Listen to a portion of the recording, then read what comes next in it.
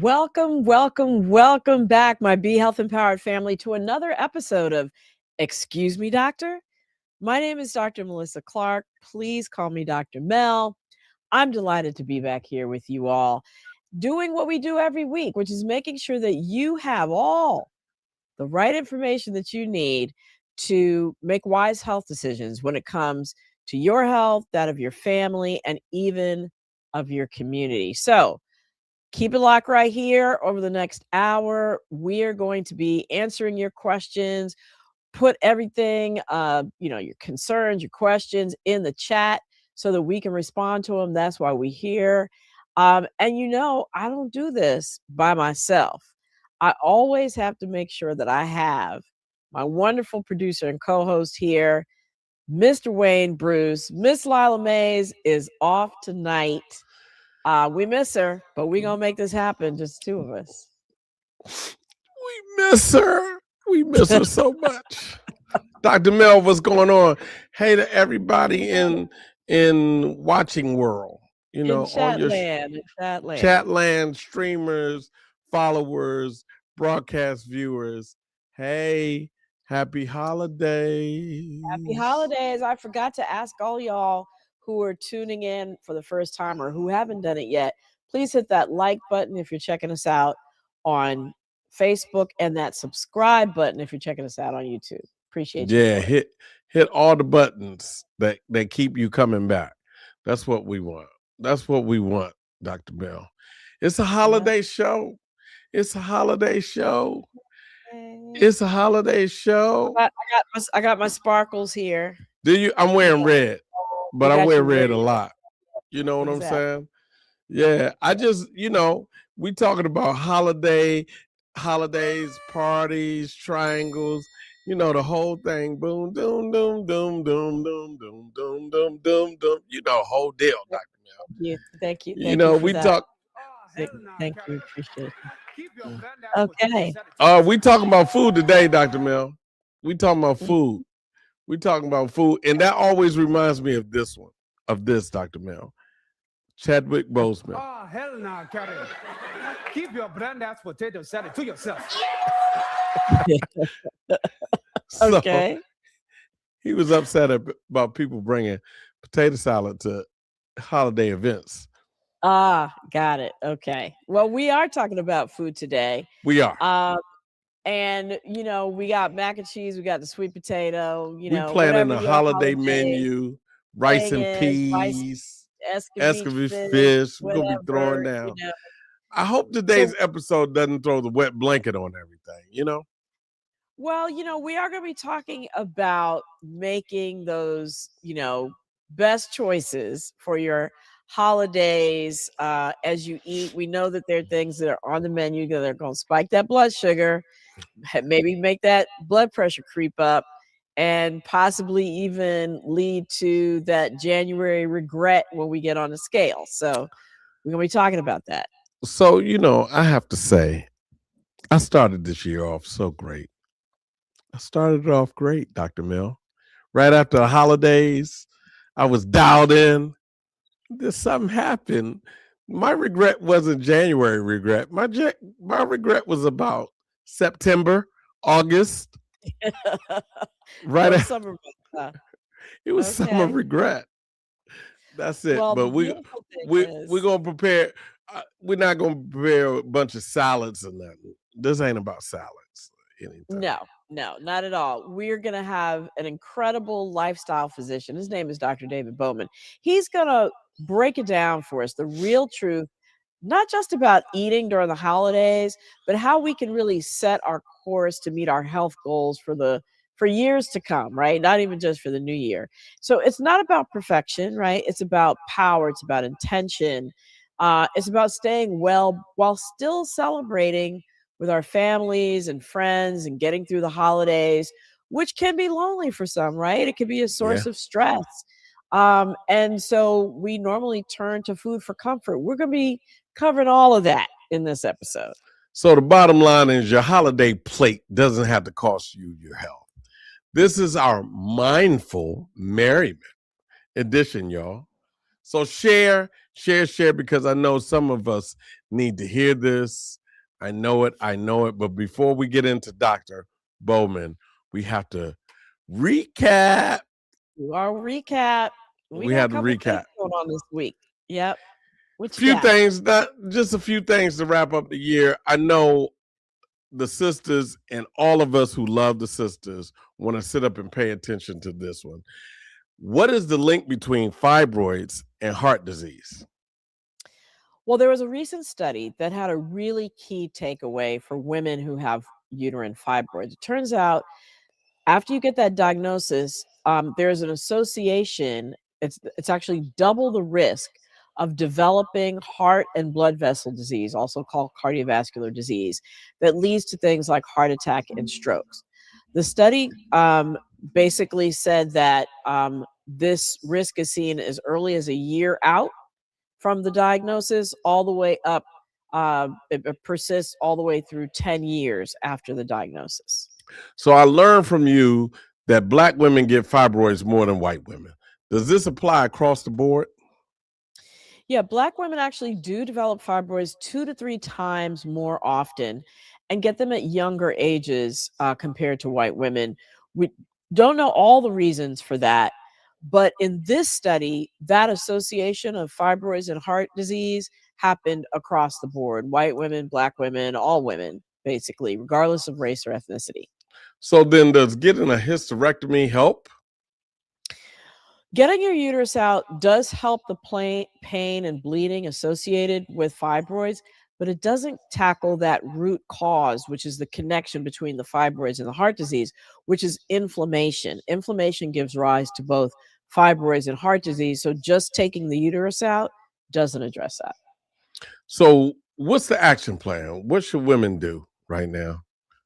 So if your doctor tells you that you have fibroids, gives you that diagnosis, it Mm-hmm. should trigger a heart health conversation. Checking your blood pressure on a regular basis, your labs for cholesterol and blood sugar, talking to you about nutrition and lifestyle habits like sleep and exercise that are going to help to decrease inflammation and decrease, therefore, your risk of heart disease in the future. And if your doctor doesn't bring it up to your doctor. You heard it here first. Remember, prioritize you. That's the deal. Absolutely. Yes. Prioritize you. So the next one has got me shaking a little bit, Dr. Mel. Okay. Shingles vaccine and dementia. What's the headline about the shingles vaccine and dementia? I sure hope it's good news because I already had one dose and of the 2 doses I'm supposed to get. Well, congratulations to you for getting that one dose, but you really want to go back and get that second dose, and this is why. It's a good message. The bottom line is that in a study of 40,000 people, those who got the shingles vaccine were less likely to develop memory problems compared to the people that didn't. For those people that already had dementia, they were much less likely to die from the dementia if they got the shingles vaccine. How big a difference are we talking about? Well, it's pretty significant. Among people with dementia, the vaccine cut dementia related deaths by nearly 50% over about a 9-year period of time. It also reduced new cases of what's called mild cognitive impairment. So, those are Mm-hmm. just like mild memory loss Right. in people who were healthy at the start of the study. And they figured all this out by comparing people born just days apart in the UK and Wales specifically, those people who were eligible for the vaccine because of their birthday cutoff date, and some who weren't because they were born after a certain date. And that makes the groups that they compared very similar, and it strengthens the findings. So I don't live in Wales. Is this the same vaccine I took, or do I need to go to Wales to get my second dose?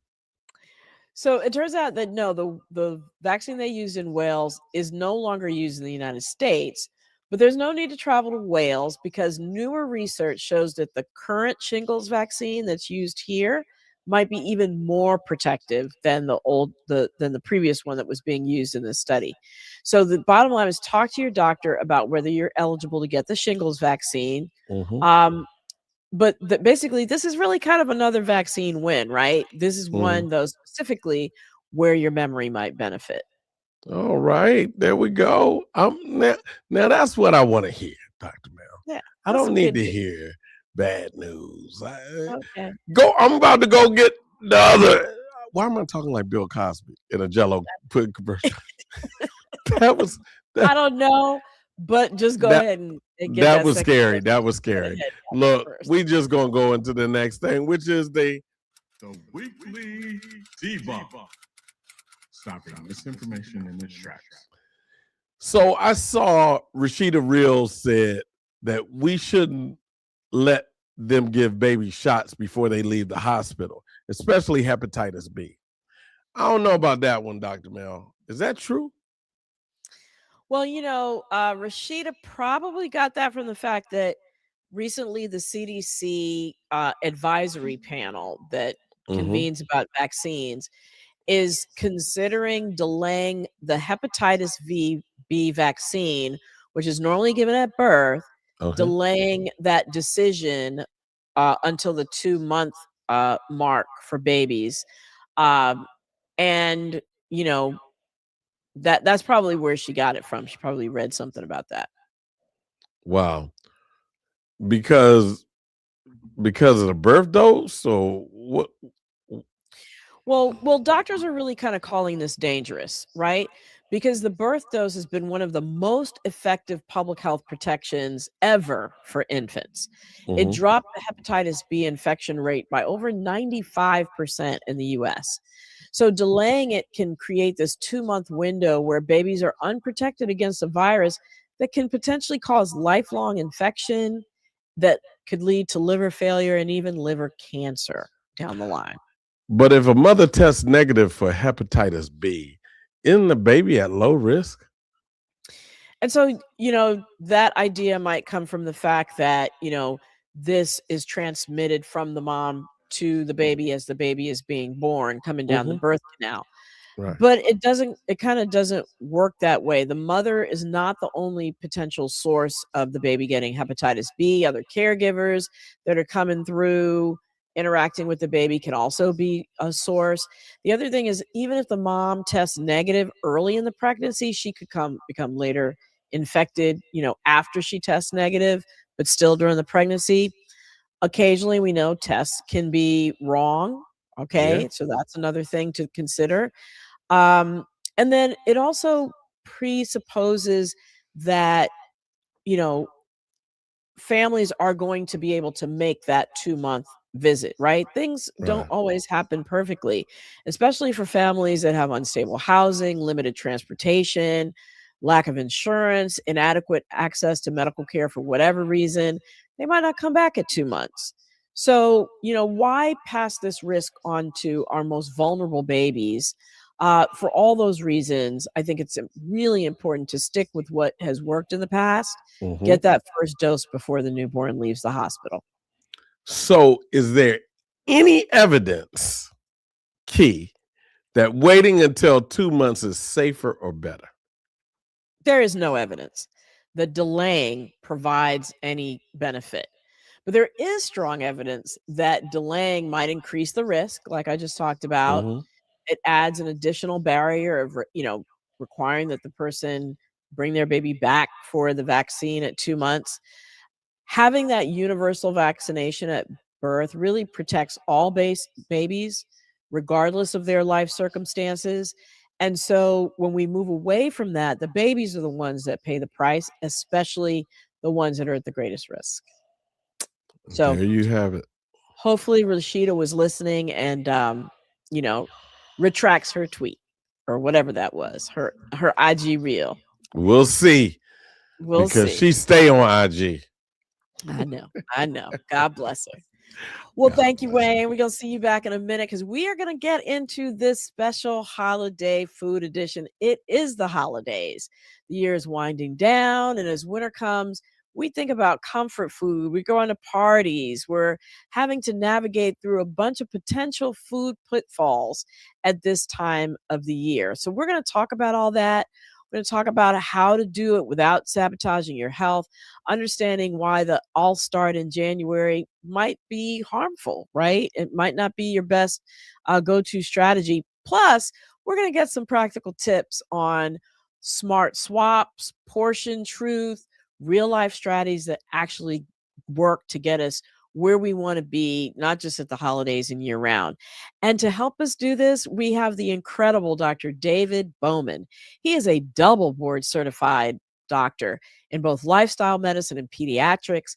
He's on the faculty as well as serving as the assistant dean of student health and wellness at Howard University College of Medicine. And he's also a co chair in the American College of Lifestyle Medicine's Health Equity Achieved Through Lifestyle Medicine, or HEAL initiative. So we welcome you, Dr. Bowman. Thank you so much for joining us this evening. And we're going to bring up your audio. There we go. All There we right. go. Thank you so much, Dr. Mel, for having me again. It's always good to see you. You were instrumental in my development in terms of lifestyle medicine. So I really am glad that we can reconnect. And it always warms my heart when you tell me that. So thank you for mentioning it. Of course, you're a friend of the show. This is not your first rodeo with us, so we are really happy that you're back. And I just want to start off by kind of setting the table this way, no pun intended. So sometimes our guest experts talk about topics that they've never experienced before, right? But that's not the case with you. You really walk the talk in the sense that you've been very open about your own health struggles. So, can you tell us, what they were, what it was like, and what sort of led you on this path of lifestyle medicine? Yeah, sure. So back when I was, let's see, about 35, I was dealing with really bad constipation. It got so bad that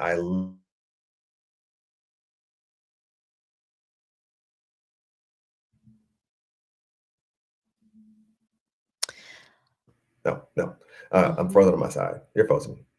Okay, you got frozen, but keep going. Maybe we You guys hear me? heard you up until when you had really bad constipation. It was so bad that I got froze. Yeah, so I'm sorry. So I had really bad constipation. It got so bad that I had anal leakage. So I'm walking around like, what the heck is that smell? It's me leaking anal fluid. And that's how bad it had gotten. And, I had surgery to get that fixed. They kept telling me just take Metamucil. Nobody really sat me down and said, let's take a look at your diet. Let's take a look at what was causing this problem. But I had constipation. I mean, I was going once every 4 or 5 days. wow. Really small, hard turds, and just really uncomfortable. I missed a flight one time because I was in the bathroom too long, and so at the airport. So that was my life, and it was just like, well, at least I don't have anything life threatening, right? I had really bad allergies where if the pollen count was high, I knew I got to take some medications. If somebody was cutting the grass near me, if I didn't take my medications beforehand, it was going to be a horrible day. My eyes was going to start itching. I was going to sneeze all day.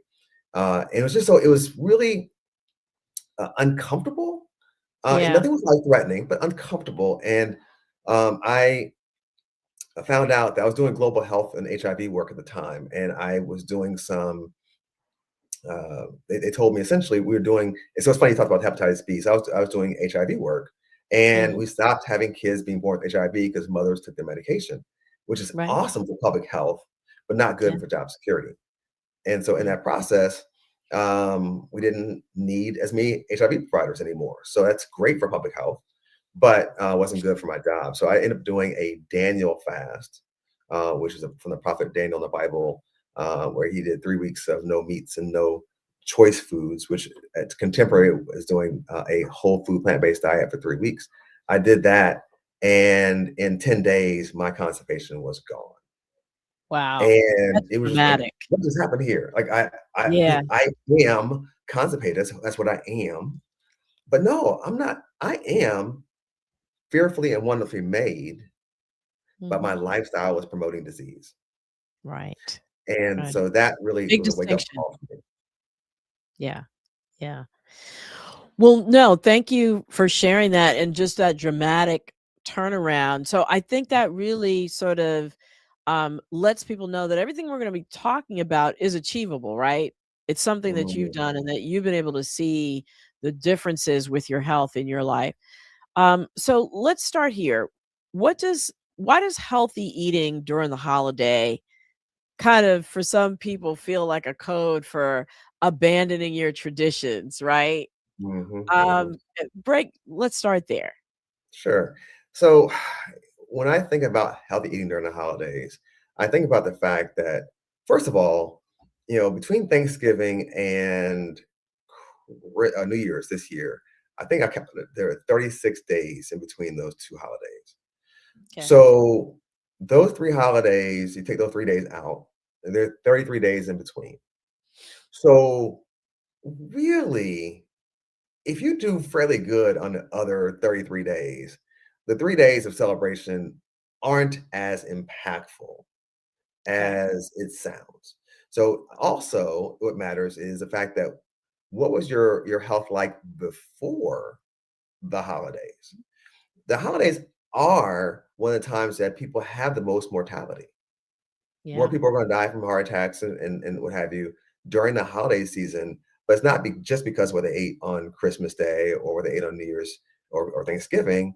It was how they were before, Yeah. right? So I think it's important to keep that in mind.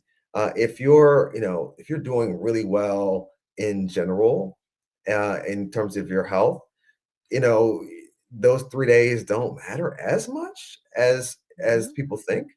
But the problem is most of us have issues before the holidays. So that, Mhm. that happened from September and August and July and years before.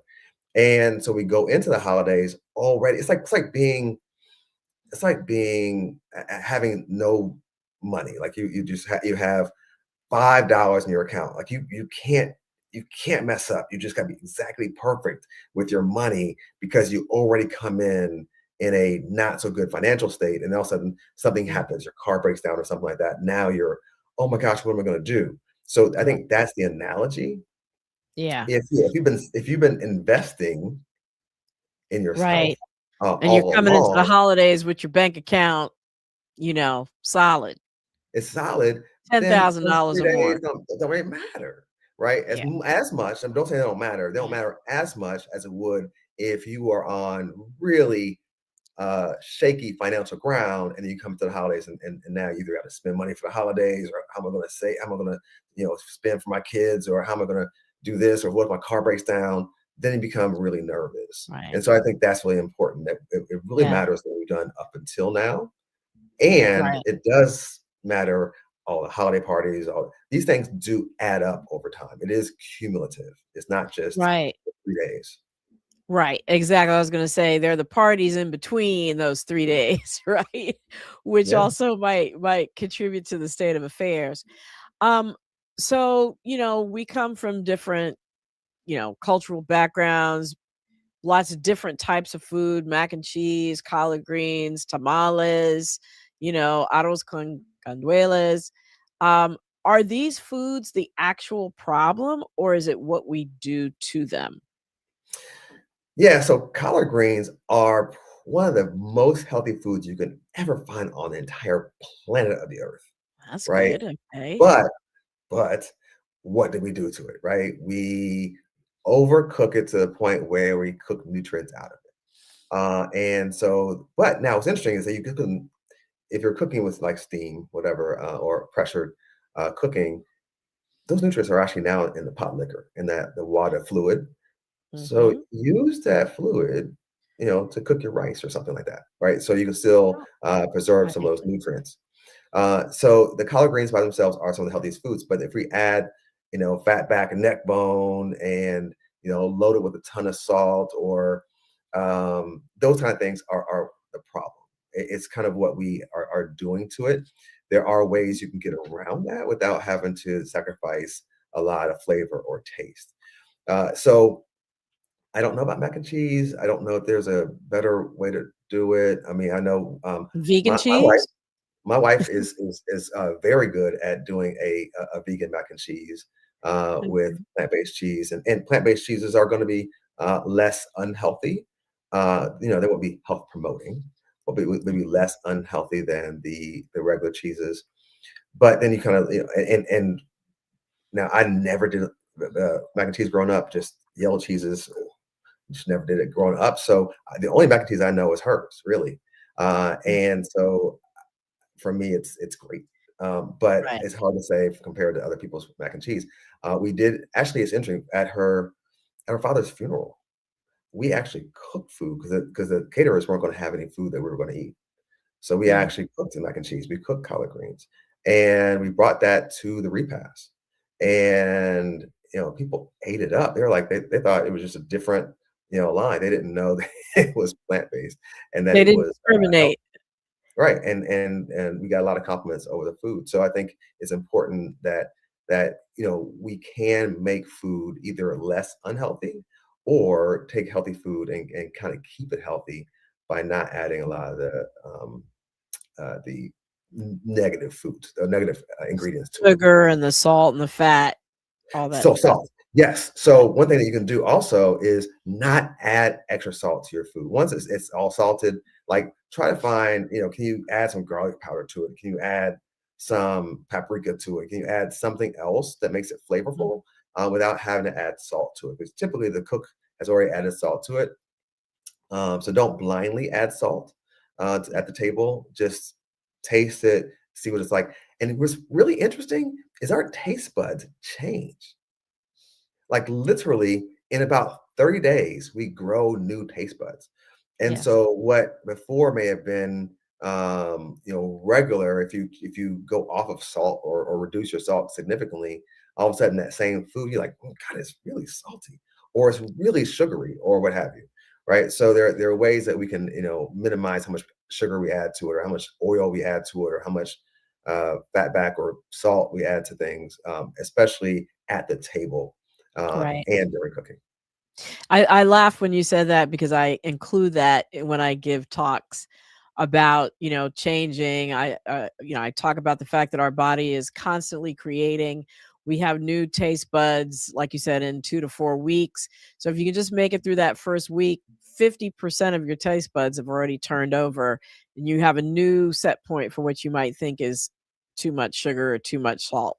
Mhm. Um, so that's really, in light of some of what you said, like, it's your state of health going into the holidays, right? There are a lot of people who are walking around with high blood pressure, with diabetes, with high cholesterol already when they hit the holidays. So sort of what should be their game plan before they actually sit down at the holiday Mm. table or So go to one the thing, holiday party? correct, correct. One thing I want to say, a couple things I want to say about that. One is, um, and this is something that I think doctors miss, is each diagnosis is an opportunity to be a wake up call Mhm. for us to say something's out of balance. Something's off. Each time you get a diagnosis, whether it be acne, whether it be, you know, um, PCOS, whether it be fibroids, like we talked about earlier, whether Mhm. it be high blood pressure or diabetes or high cholesterol. Each of those is our body saying, listen, something's off. Right. Please, please pay attention. It's not like our body's saying, please give me medication. It's Mhm. saying, please pay attention to the underlying cause of these health conditions. And we don't do that enough. We focus on like, well, let me take some more medication. Let me get this. I need some more Right. medication for this. Let me prescribe, or as providers, let me prescribe more medication. Your blood pressure is high today. Instead of saying, hey, what's your stress level like? Mhm. Tell me more Mhm. about your diet. Have you been exercising? Instead of doing those kind of things, how's your sleep going? Instead of doing those things, it's like, so tell me about your medication. Are you taking medication? So, what Mhm. dose of medication are you on? Right. like each of those are warning signs that things are off balance. We have too many disease promoting factors and Mm, not enough health promoting factors in our life. And so it really is a warning sign. So that's number one. Number two is, as we go into the holidays, it's like, okay, so it's like, again, if you coming into the holidays and you have a certain budget and your budget was cut because, let's say you were a federal worker and you had the um, the lower salary during the cuts. So now it's like you come into the holidays with a lower budget. Instead of saying, well, I'm still going to spend $1,000 like I always do.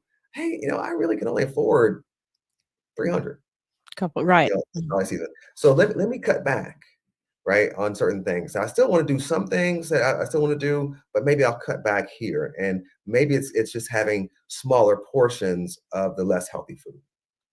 It Mhm. may be that I will, take a sample of the pie and not a whole big old slice, but I'll take a sample Right. of it. So portion It may control. Yeah. portion control of the things that are not as healthy. Oh, and how about we also increase the amount of the healthy food on the plate, right? So let me fill my plate half full with fruits and vegetables. Mhm. And then the rest of the plate can be with darn near anything, and it wouldn't be as bad. Now, if your plate is piled up high and you say half, that's a whole different story. I ain't talking about that. I'm talking about like a regular, size plate, and half of that are vegetables. Then yeah, you can have the other stuff, and may not be as bad. I think those are a couple things. Drinking water before your meal, so you're not quite as hungry. That's a Uh, good one, yeah. yeah, and then exercising right after the meal. And the exercise might be, hey, if it's in a place where it's not too cold, hey, let's go for a walk after the meal. Mm, Or hey, let's turn on some music, let's dance. Let's dance. Um, you know, uh, let's put on some music so we can dance. So something like that where we can actually kind of burn off some of the calories.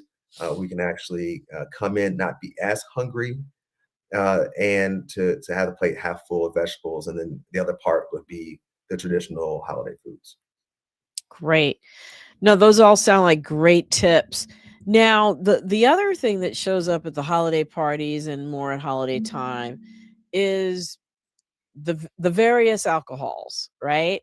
They definitely, are front and center when people think about holidays, getting together, celebrating, they think about, wine with dinner, after dinner drinks, etc.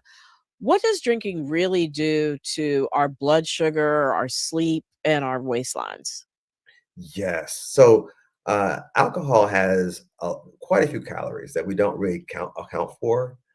We typically just drink and don't think about the calories. We just kind of think about the effect it'll have on our stress levels or our relaxation. We don't really think about what it does because it's a liquid, so it can actually kind of slide in without distending our stomach, right? And so one of the problems about alcohol is that um, when you drink alcohol, it kind of tells your body, hey, you know what? I need to metabolize or digest this alcohol first. Okay. I'm going to put on hold everything else. I'm going to store the rest of what I'm eating as energy, i.e., fat, Okay. while it goes on and metabolizes the alcohol. So if you want to burn your fat, calories and your sugar calories from what you've eaten in the holidays, then your body might be able to do that. But if you drink alcohol, it kind of puts it on pause. Mhm. And so now you actually are absorbing and holding on to those things, which goes to our waistline. So that's one of the challenges of alcohol. And since one of the problems also during the holiday season is that we tend to have more deaths during the holiday Mhm. season. Some of that might also be that I had too much to drink and I drove, right? Mm. Or and that could be an issue as well in terms of safety. That while I ate a whole lot, so I can drink a little bit more because it'll delay my Sop it up. absorption of the alcohol. And it's like if really. men should have no more than 2 alcoholic drinks at a time, and women should have no more than 1 in general, to kind of keep ourselves from being having those kind of problems. Great, thanks. And just also to it, people think that it helps sleep, but it actually disrupts the quality of our sleep, Right. which can, lead to problems down the line in terms of not enough sleep. So the next day you're hungry, or you're trying to get Mhm. your energy up, so you eat more, right? And I find too, when I drink, I don't think about how much I'm eating, right? Right. So I tend to eat more Right. too. So just all in general, at the time you're drinking and even the next day, you're setting yourself up for eating more than you normally would. I'm glad you brought that up, because really what alcohol does, the inhibition that you may have, like, Mhm. I shouldn't have that second piece of pie. I shouldn't, go Yeah. back for seconds. I shouldn't do this. You're like, oh, what the heck? Let me just live life, and have more Right. fun. And so Yeah. you actually will pile on more of the food calories in addition to the To alcohol the calories, alcohol calories, yeah. which really sets you up. And can affect those things affect your endothelial cells, your blood vessels. So Mm. it can clamp down on your blood vessels to have less blood flow happening to your bodies in general, right? Which is not good for your heart. But it also has less blood flow elsewhere as well, which might reduce some of the celebrations you may want to have later on afterwards. So You're those things are specifically talking also about erectile dysfunction, yes, I am. less blood flow Um, to the penis. Less You're blood flow right. to the penis. And so Uh-huh. that is also important. So actually, if you want to make sure that's better, a lot of green Mhm. vegetables actually make that better as well. So the more the green vegetables that we have, the more blood flow happens to all of our bodies. It happens to our Mhm. brain. It Make happens note to out there, our, brothers. I'm and just it saying. happens out, and it happens to our penis. Right. So get some veggies. Have what's called a veggie Viagra effect. All right. Okay. You heard it here first, veggie Viagra. Mhm. Um, so, a lot of folks see healthy eating as a January reset, right? Mm. Something, hey, we're just going to indulge during the holidays and then we'll take care of it in January. From a lifestyle medicine perspective, why does year-round consistency matter more than short-term dieting or maybe detoxing in January? What's happening inside our body when we kind of keep stopping and starting with a Mm. healthful way of eating? So a couple things. One is the accumulation of pounds between Thanksgiving and New Year's makes it harder for us to stay at a healthy weight. So Mhm. if every year I'm gaining, 10 pounds over the holidays, then you can see what happens in 10 years, right? And so now I got to try to work extra hard in January, and I lose 3 pounds or 4 pounds, but then the net every year is a +7, and over a 10-year period, +7 times 10. How did that weight come on? I don't know how it came on, because we splurged over the holidays and try to get rid of it in January. So I mean, I love January in general, that it's a brand new year and we can really think about what we can do differently this year. But really, it's the accumulation of all the things that we do throughout the year that matter. Again, going back to the finances, it's like, now if you won the lottery, that you get a big bolus when you win the lottery. But in general, if you keep the same income but you have more and more expenses, you're not going to be off at a good financial state. Similarly, uh, we accumulate issues. We accumulate fat gets deposited in our liver. Fat gets deposited in our pancreas. And so we end up having these fatty liver disease because of the splurging that we did over time.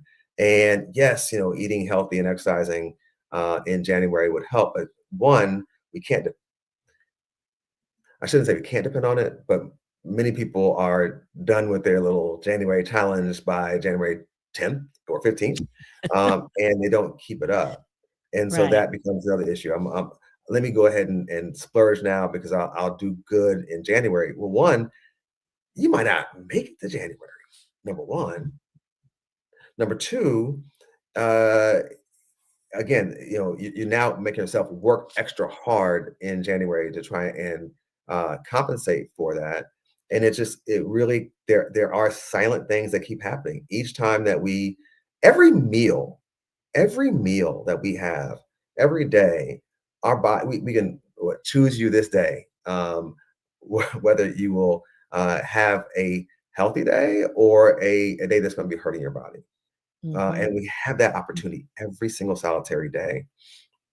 However, again, it's not just the 3 days of a holiday that are the problem. It is really the other, if I tell people once a day, once a month or something, 362 days. correct, correct. It's the 362 days that are the problem. It's not the 3 days of a holiday. So I know though that you have a program that helps people that is for the other 362 days. Can you tell us a little bit about it? Sure.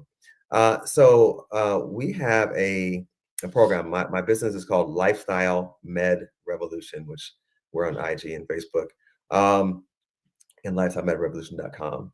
But we have a business where we actually take people through a Daniel fast, and we'll do that in January. And it's not just a restriction of food. We on the Daniel fast, you don't eat any animal products. We don't eat any white carbs, any preservatives. Don't add any extra sugar to your food, and no alcohol. And so it is, but it's not just so much a restriction. It's really being intentional about giving our bodies what it needs. And the good thing about us, another way that we do it is, because I'm a lifestyle medicine physician and my wife is a health coach, we bring that healthy aspect to it. And we have very vibrant discussions in our community about, well, tell me about this. And I have questions about that. And who do you follow on Instagram that has, good, healthy recipes? And we do all kinds. We help people read labels. We help people understand about and learn about their health. We have health coaching calls. We have other different events that we do to help people really understand the power of their health. And we do that throughout the year. We don't just do it in January. We do at least 4 throughout the year. And each time, if you do one now in January, and we do another one for Lent, that's not 21 days, it's a little longer. We do another one in the fall, etc. So we keep doing that over and over again. Each time you learn something different, you're like, oh wow, I learned something new. I mean, I've done this probably 20 times, and I still learn stuff every time I do a new fast. It is really it's not just a reset. It really is an opportunity for us to say, what happens when we put ideal nutrition in our bodies? How soon can we get better? Wow. And you have a story that goes along with that, right? In terms of how quickly you got better within 10 days. Yeah. Within 10 days. And that's the thing that I don't think people get is that, these chronic health problems that we have, people say, oh, you're going to be on medication for your high blood pressure or high cholesterol forever. You're going to have this forever. Yeah, if you keep your same lifestyle. Right. But there's a great chance our bodies are amazing. We are fearfully and wonderfully made. Our bodies are amazing at healing themselves if we stop injuring it. Right? It's like, imagine if I had if I hit my shin on a drawer one time, my body was like, oh my gosh, it hurts a lot. But eventually it's going to heal itself. But if I hit my shin on the drawer 3 times a day, it'll never heal. And so that's what happens when we, keep injuring our arteries and keep injuring our liver and keep injuring our bacteria in our gut and our heart every single solitary day, 3 times a day. It becomes a problem. Yeah. So listen, I can't believe it's already time to bring the audience in. Gonna ask Wayne to come on back and let us know what's going on in the chat. Any questions that are out there, comments, stories that people want to share about their own health journey. We're here for it. So Wayne, what you got? As you know, there are I want to thank Dr. Bowman once again for coming on because, the chat is lighting up, just to say. Okay. And I want to start with the first question. It goes back to when you first came on the show. I mean, when you first came in today, what was your diet like before the Daniel fast? That's from Good Bob. question. Good question. So I had stopped eating pork in college, pork and beef in college. So I was still eating poultry and seafood. I did a lot of cheese pizza and a lot of white carbs. A lot of candy, a lot of candy. Sweet tooth, really really bad. I did not think I could ever go without sugar. And even when I did go without sugar for that fast, I mean, it was like I need God's help. I could not do it on my own because I was a sugar am recovering, but sugaraholic. But I was still doing a lot of chicken, a lot of fried foods.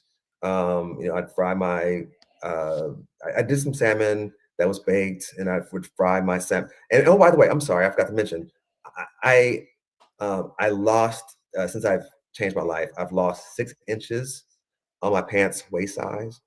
My allergies are all gone. My seasonal allergies are all gone. And all that because my body was inflamed. In fact, believe it or not, chicken is one of the most inflammatory foods that we can eat, as well as eggs, because they have what's called arachidonic acid. Arachidonic acid is blocked by ibuprofen, and so ibuprofen is an anti-inflammatory. It blocks arachidonic acid. So arachidonic acid is preformed in chicken and in eggs, and that's the highest sources that we have. And so they're inflammatory foods. So I didn't know that. I thought I was just living. I thought I'm doing better because I'm not doing beef and pork. But it's not as if today's chicken is any better than it was. Uh, so that's one of the issues. So I was poultry, seafood, a lot of white carbs, a lot of no whole grains, a lot of white grains, a lot of white carbs. Wow. Thanks for sharing that.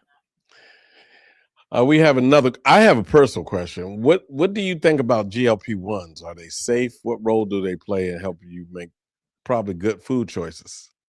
Yep. So GLP-1 is actually made by our body.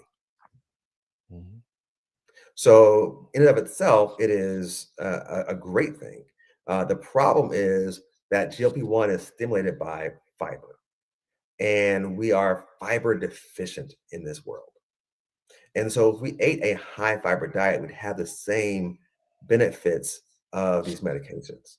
So if we go high fiber, we stimulate our body's own GLP-1, and then we don't need those other medications because we'd have our own GLP-1 going in our bodies. Now, that being said, there are people who are on those medications now. My concern are a couple things. One is when you go on the medication, you tend to lose, 10, 15% of your body weight, which is great. It's really great for your body in the short run. It's like if somebody comes in with high blood pressure and the blood pressure is 200 over 140, I'm not gonna say eat kale, right? I'm gonna say you need some medication right now, right? So I get that some people feel like they need it. But the problem is if you lose that weight, you're losing pretty much muscle and fat. And you got to stay on the medication to not gain the weight back. The moment you come off the medication, either because you are tired of the side effects, which could be, constipation, other GI nausea, vomiting, you can't afford it anymore, or you're just tired of it. You think you got to your good weight and you're good. When you gain that weight back, you're going to gain back as fat. So you're actually worse off than you were before because you lost muscle and fat going down. You're gaining fat going up, and so you're actually worse off. So we don't know the long-term side effects of these medications. They've been out for 5-ish years, and so that's another precaution that we don't know the long. Most obesity drugs have come off the market because of long-term side effects. So I'm a little nervous, especially about that. And then when people are going to do the medications, they have to exercise. You have to lift weights and get stronger and keep your muscle mass for people who are going to be on those medications. And then the second thing is learn what to eat. If you just eat less of the same foods you're always eating, yes, you lose weight, but you never learned how to eat. And so to me, it's important that you learn how to eat. Again, if you go to a predominantly whole food, plant-based diet, where you do whole plant foods. If you do that while you're losing that weight, then at least now you're also learning so that when you come off the medication, you can stay lower. But if you're just eating less of the same foods you've always eaten, when you go back, your hunger comes back, your cravings come back, and you're still eating the same foods, and so you'll eat more of them, and you gain that weight back. Wow. Thanks. And ironically, the things that you're saying that you should do while you're on the medicine are things that if you did them in the first place, you'd lose the weight anyway. Exactly. Yeah. Exactly. Yeah. So I'm going to ask you because we have quite a few comments in the in our comment section. There's talking about different diets, Mediterranean diets, other diets, intermittent fasting. What are some of the diets that are being marketed to people Mhm. that we should stay away from? Good. Let me talk about the Mediterranean diet first. So if the standard American diet right now is a D minus or an F, the Mediterranean diet is probably a B, right? It's way better than the standard American diet. It might be a B minus. Way better than the standard American diet. Way better. But it still contains foods that are inflammatory. So that's one of the challenges. In fact, one of my colleagues who is a lifestyle medicine doc, she joined us. She joined us starting off as a Mediterranean diet kind of person. And when she went plant-based, even for just 21 days, like her arthritis was gone, like quick. So to me, the whole plant foods is huge. What is dangerous is the high protein, high animal fat diet, so the keto diet, etc. They do give short-term results, but they end up causing it's like you think your financial status is better Mhm. because you got a credit card and you got, space on your credit card, so you keep on swiping and swiping. I'm good. No, I'm good. I got this. I got this. And it's like, but oh, you're gonna pay that bill with interest, right? It's gonna get Right. worse over time. It's going to accumulate negatively over time. So I think that's one of Right. the challenges, especially to stay away from. And, this a big emphasis on protein. The problem with protein is unless you're like actually a bodybuilder, almost everyone, including plant-based people, eat more protein than they need. So the Mm. problem is if you eat too much protein, you are causing more problems down the road. You actually are causing more heart disease, more kidney disease by having high protein diets, unless you're actually a bodybuilder using up all that protein. Our body does not do well with extra protein at all. So staying away from the high protein diets, unless again you are a bodybuilder, would be something else to look out for. So eating 5 times a day, 250 grams of protein, unless you're actually in the gym lifting to become a Exactly. competition bodybuilder, is that bad? That's bad, huh? That's bad. That's bad for your health metabolically. You mentioned intermittent fasting as well. I think that one thing that's important to people to notice is that, and this could also be something that you can do for the holidays, is most of the holiday foods that we eat, our holiday, at least in my house, when we ate, Christmas dinner, it was at 4 o'clock, right? So eating early is better than eating late. So by far, if you were to have the predominance of your calories be at breakfast and lunch, this is in general, not necessarily for the holidays, but in general, if you stop eating by 6, 7 o'clock, your body's own metabolism will do its thing to prevent some of that weight gain and may promote weight loss. And so the timing of when you eat is important. If the heavier meal is lunch and breakfast is better. I have to say, the times when I have been successful at shedding weight has been when I stopped eating by 6 o'clock. Versus doing intermittent fasting and say doing it from noon till 8 p.m. Didn't work for me. Mhm. So It works for some people, but it work even better if you did like 8 a.m. to 4 p.m. right, that's my Or point. Yeah, like exactly, intermittent fasting works, but it works when you cut your eating time off earlier and start earlier. exactly, Mhm. exactly. Because I mean, we have our body metabolism our circadian rhythms prefer us to eat early. I mean, think about it. Back in the day, we've only had light for 200 years. I'm sorry, light, but electricity for roughly 200 years ish. And so for all of our lifestyles, we and when it comes nighttime, we stop eating because you can't dark. see anything. You're in dark. It's dark. So so it's dark. So you didn't eat. I don't know what that is on my plate. I'm not eating. I can't see it. I know I had almonds. I don't know. That was a raisin I ate. I don't know about what bug you. Yeah, my plate had almonds on it. That's a whole Richard Pryor. It's a Richard Pryor joke. Anyway, so for families trying to eat better all year, what are a couple realistic swaps, habits we could stick to and not think about? Great question. So one is half your plate being fruits and vegetables. If there's nothing else you listen to today, half your plate being fruits and vegetables. One, those have fewer calories than other